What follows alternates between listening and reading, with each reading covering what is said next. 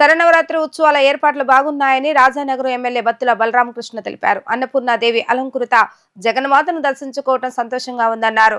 Super 6 super hit అయినట్టు OG కూడా super hit అవుతుందంటున్న MLA బలరామకృష్ణతో మా ప్రతినిధి లిఖిత ఫేస్ టు ఫేస్.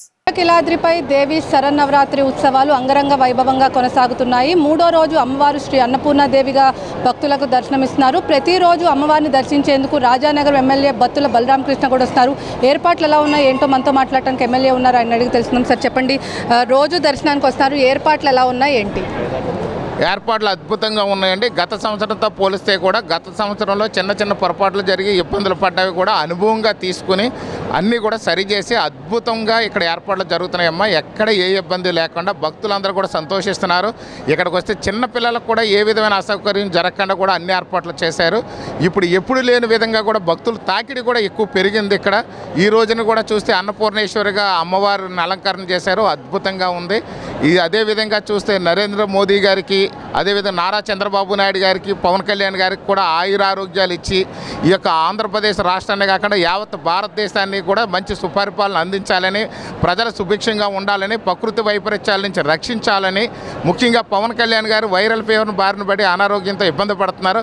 వారు కూడా తొందరలో కోలుకొని ప్రజాసేవలో నిమగ్నం అయ్యే విధంగా కూడా అమ్మవారిని అనుగ్రహించాలని చెప్పేసి అమ్మవారిని కోరుకున్నాం.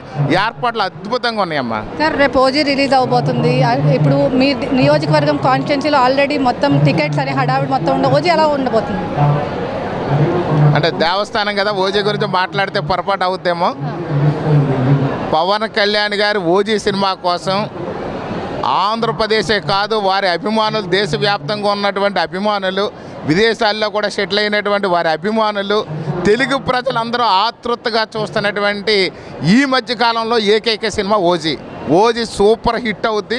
ఆంధ్రప్రదేశ్ రాష్ట్రంలో super 6 super hit, OG cinema bumper hit. Sir, అమ్మవారిని ఏం కోరుకున్నారు సార్ ఫైనల్గా? రోజు వస్తున్నారు అంటే అసెంబ్లీ సమావేశాలు 27వ తారీఖు వరకు ఉన్నాయి, 11 రోజుల పాటు వస్తారా?